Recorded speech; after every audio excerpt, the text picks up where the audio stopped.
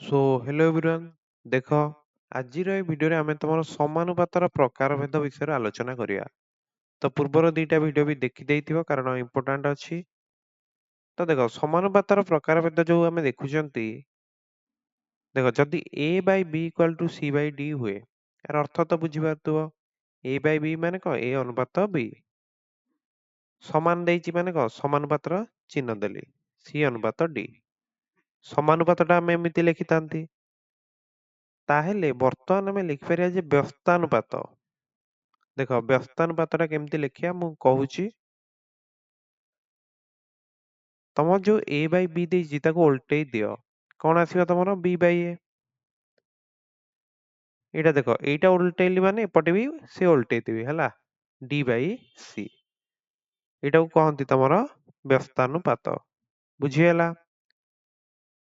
Next ତମର ମୁଁ ଦେଖୁଛି ଏକାନ୍ତର। ଏକାନ୍ତରଟା କେମିତି କରିବ? ଦେଖ a Bai b equal to c Bai d ଅଛି। ତାହେଲେ ଏଇ ଯୋଉ c ଟା ନୁହେଁ, c ଟା ୟା ତଳକୁ ନେଇ ଆସ।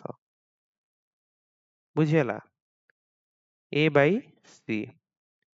ତାପରେ କଣ କରିବା ନା, ଏଇ b ଟାକୁ ଏପଟକୁ ନେଇ ଆସ, ଉପରକୁ ନେଇ ଆସ, equal to b Bai d। ବୁଝିହେଲା? ଏମିତି କ୍ରସ ରେ ଚିନ୍ତା କରିବ, ହେଇଯିବ। ଓକେ। ନେକ୍ସଟ ହଉଛି ତମର କଣ ନା, ଯୋଗ ପ୍ରକ୍ରିୟା। ଯୋଗ ପ୍ରକ୍ରିୟା ଟା କେମିତି ହଉଛି ଦେଖ। ଯୋଗ ପ୍ରକ୍ରିୟାରେ କଣ ହବ ନା, ତମର ଯାହା ଉପରେ ଏବଂ ତଳେ ଅଛି ତାକୁ ମିଶେଇ ଦିଅ। ତ ମୁଁ ଲେଖିଲି a ପ୍ଲସ b। ତଳେ ମୁଁ ଲେଖିଦେବି କେବଳ b। ବୁଝିହେଲା? ଇକ୍ୱାଲ ଟୁ c ଆଉ d ଅଛି, ତ ଏଇ c ଆଉ d ଏପଟେ ବି ମିଶେଇବି ଉପରେ। ତଳେ ମୋର ସେମିତି d ରହିବ। ବୁଝିହେଲା? ତାହେଲେ a plus b Bai b equal to c plus d Bai d। ଏଇଟା ହଉଛି ତମର ଯୋଗ ପ୍ରକ୍ରିୟା। ନେକ୍ସଟ ବିୟୋଗ ପ୍ରକ୍ରିୟା ଟା କଣ ରହିବ ଦେଖ। ସବୁ ଫର୍ମୁଲା ଗୁଡିକ ଲେଖିଦବ, ଯାହା ଦ୍ୱାରା କି ଗୋଟେ ଜାଗାରେ ଲେଖିଲେ ସବୁ ମନେ ରହିଯିବ। ଯୋଗରେ ଦେଖ ପ୍ଲସ କରୁଥିଲ, ବିୟୋଗରେ କେବଳ ମାଇନସ କରିବ, ଏତିକି ହିଁ କଥା। a minus b Bai b equal to c minus d Bai d। ବୁଝିହେଲା ତ? ନେକ୍ସଟ ଦେଖ ଯୋଗାନ୍ତର ପ୍ରକ୍ରିୟାରେ କଣ କରିବି ନା, ମୁଁ ତମର ସେଇ ଗୋଟାକ ଅଛି, ହେଲା? a Bai b equal to c Bai d ହେଲେ ଯୋଗାନ୍ତର ପ୍ରକ୍ରିୟାରେ କେମିତି ଲେଖିବି ନା, ଦେଖ ଯୋଗାନ୍ତର ମାନେ ବୁଝିପାରୁଛ ତ, ଯୋଗ ପ୍ଲସ ଅନ୍ତର।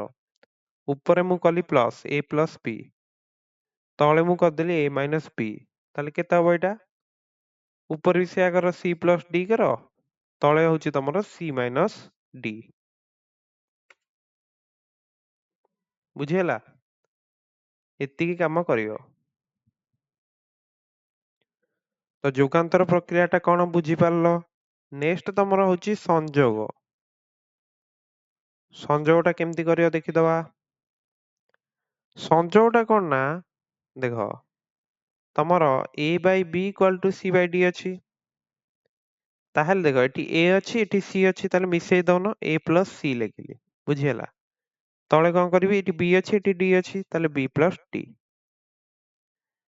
ତାହେଲେ ଏଇଟା ତମର କଣ ହବ ନା, a Bai b equal to c Bai d ସହିତ ସମାନ ହେଇଯିବ। ବୁଝିପାରୁଛ କଥା? ଦେଖ ମନେକର ମୁଁ ଏଠି ଲେଖୁଛି ତମର 3 ବାଇ 6 ଲେଖିଲି, ଇକ୍ୱାଲ ଟୁ କେତେ ନା 4 ବାଇ 8 ଲେଖିଛି। ଦିଟା ଯାକ କଣ 1 ଅନୁପାତ 2 ନା। ତ ଦେଖ ଏଠି ଯଦି ମୁଁ ମିଶେଇଲି 3 ଆଉ 4 କୁ ମିଶେଇଲେ କେତେ ହଉଛି 7, ତଳେ 6 ଆଉ 8 କୁ ମିଶେଇଲେ ହଉଛି 14। ତ ଏଇଟା ବି ତମର 1 ବାଇ 2 ସହିତ ଇକ୍ୱାଲ ହଉନି କି? ଇକ୍ୱାଲ ହଉଛି। 7 ବାଇ 14 ଟା ତମର କେତେ? 1 ବାଇ 2 ନୁହେଁ, 2 ନୁହେଁ କି? ତା ମାନେ ଯଦି a Bai b equal to c Bai d ଦେଇଛି, ତାହେଲେ a plus c Bai b plus d ତା ସହିତ ସମାନ ରହିବ। ଏଇଟା ହଉଛି ସଂଯୋଗ। ବୁଝିହେଲା? ସବୁ ପ୍ରକ୍ରିୟା ଗୁଡିକ ବୁଝିଗଲ? ଆଉ ଗୋଟେ କଥା ବି ତମକୁ କହିଦଉଛି, ଦେଖ ଯଦି ତମର a Bai b equal to ଦେଲା c Bai d equal to ଅଛି e Bai f equal to k ଅଛି। ବୁଝିହେଲା? ଯଦି ଇକ୍ୱାଲ ଟୁ k ଦେଇଛି, এটা କଣ୍ଟିନ୍ୟୁ ହେଇକି ଚାଲିଛି ମନେକର ବହୁତ ଗୁଡାଏ ରାଶି ତମକୁ ଦେଇଛି ଦେଖ ବହୁତ ଗୁଡାଏ ରାଶି ତମକୁ ଦେଇଛି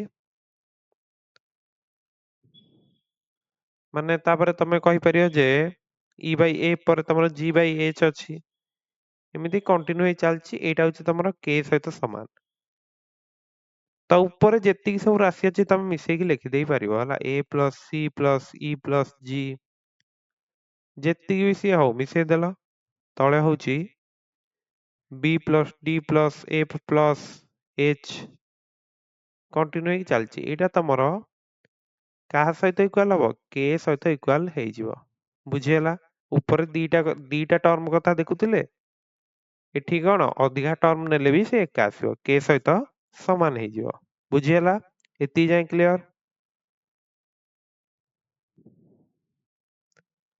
ନେକ୍ସଟ ତମକୁ ଦେଖ ଗୋଟେ କ୍ୱେଶ୍ଚିନ କଥା ମୁଁ କହୁଛି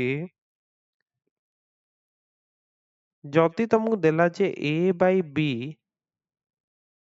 ଇକ୍ୱାଲ ଟୁ ତମର 5/3 ଅଛି ବୁଝିପାରୁଛ ତାହେଲେ ଯଦି ତମକୁ ସେ ପଚାରିଦେଲା ଯେ A plus B by A minus B ର ମୂଲ୍ୟ କେତେ ତେବେ A plus B by A minus B ର ମୂଲ୍ୟ କେତେ ହବ କଣ କରିବ ପିଲାମାନେ ତ ଏଠି ତମେ ଡାଇରେକ୍ଟ ନେଇଗଲେ ଚଳିବ ମାନେ A ଟାକୁ ଯଦି 5 ନଉଛ B ଟାକୁ 3 ନଉଛ ତମର ଆନ୍ସର ହୋଇପାରିବ ବୁଝିପାରୁଛ ମୁଁ A plus B by A minus B ମୋର ଦରକାର ଅଛି ତ ଏଇ ଜାଗାରେ ମୁଁ 5 ପକେଇ ଦେଇ ପାରିବି ହେଲା 5 plus 3 B ଜାଗାରେ 3 ପକେଇଲି A minus B କେତେ ହବ 5 minus 3 ତ 8/2 ହଉଛି ତମର କେତେ ହବ 4/1 ହେଲା ମାନେ 4:1 କ୍ଲିୟର ବୁଝି ହଉଛି ତ ସୋ ଆଜିର এই ଭିଡିଓରେ ଆମେ ତମର ସମାନୁପାତର ପ୍ରକାରଭେଦ ସମ୍ପର୍କରେ ଆଲୋଚନା କଲେ ଏବଂ ପ୍ରତିଟି ପ୍ରକ୍ରିୟା ତମେ ବୁଝି ଯାଇଥିବ ବ୍ୟସ୍ତାନୁପାତ ଫାଷ୍ଟ ଆଲୋଚନା କଲେ ଯୋଉଥିରେ କଣ ଉଭୟ ରାଶିକୁ ତମେ ଜଷ୍ଟ କଣ ତାକୁ ଓଲଟେଇ ଦଉଛ ହେଲା A by B ଟାକୁ B by A କରୁଛ C by D ଟାକୁ D by C କରୁଛ ଏକାନ୍ତରେ କଣ କରୁଛ ଦେଖ ୟାର C ଟା ଏଇ ତଳକୁ ପଳେଇଲା B ଟା ଏଠି ପଳେଇଲା ବଜ୍ରଗଣ ଭଳିଆ ଚିନ୍ତା କରି ପାରିବ ଓକେ ଯୋଗ ପ୍ରକ୍ରିୟାରେ କଣ କରୁଛ ଲବ ଆଉ ହରକୁ ଏମିତି ମିଶେଇକି ଲେଖିଲ ତଳେ ହରଟି ଲେଖିଲ ସେପଟେ ବି ସେୟା କରିବ ବିୟୋଗରେ କେବଳ ଏଠି ମାଇନସ ଚିହ୍ନଟି ଦବ ଯୋଗାନ୍ତର ପ୍ରକ୍ରିୟାରେ ଉପରେ ପ୍ଲସ୍ କରିବ ତଳେ ମାଇନସ କରିବ ଉପରେ ଏଠି ପ୍ଲସ୍ କଲ ଏଠି ମାଇନସ କଲ ସଂଯୋଗଟା କଣ ହଉଛି ନା ଦେଖ ଏଇ ଯୋଉ ଉପରେ ଯୋଉଗୁଡିକ ଥିଲା ମିଶେଇକି ମୁଁ ଲେଖିଦେଲି ମାନେ A by B equal to C by D ଅଛି ମୁଁ ଲେଖିଦେଲି A plus C ତଳେ ହଉଛି B plus D ବୁଝିହେଲା ଏ ଅନୁପାତଟା ମଧ୍ୟ ଏଇ ଅନୁପାତ ସହିତ ସମାନ ହବ ଏକ୍ସାମ୍ପଲ ବି ଦେଖିଲ ଉପରେ ଯେମିତି ଦିଟା ରାଶି ଦେଖୁଥିଲେ ତମେ ଯଦି ଅଧିକା ରାଶି ବି କନସିଡର କରିବ ଏବଂ ତାକୁ K ସହିତ ଇକ୍ୱାଲ ସିଏ ହବ ବୁଝିହେଲା K ସହିତ ଯୋଉ ଇକ୍ୱାଲ ହବ ଉପରେ ସେମିତି ଯଦି ସବୁ ରାଶିର ସମଷ୍ଟି ନବ ତଳେ ହଉଛି ଏଇ ଯୋଉ ରାଶି ଗୁଡିକର ସମଷ୍ଟି ନବ ତାହେଲେ ଏଇଟା ବି ତମର K ସହିତ ହିଁ ଇକ୍ୱାଲ ହବ ବୁଝିହେଲା ଏତିକି ଯାଏ କ୍ଲିୟର ତ ସମାନୁପାତର ମେନଲି ଏତିକି ପ୍ରକ୍ରିୟା ରହୁଛି ତ ସବୁ ସବୁ ପ୍ରକ୍ରିୟା ତମେ ବୁଝିପାରିଥିବ ନେକ୍ସଟ ପାର୍ଟରେ ଆମେ କ୍ୱେଶ୍ଚିନ୍ ସବୁ ଦେଖିବା ଓକେ ସୋ ସମସ୍ତଙ୍କୁ ପଠାଣି ସାମନ୍ତ ଏକ୍ଜାମ ପାଇଁ ବେଷ୍ଟ ଅଫ ଲକ୍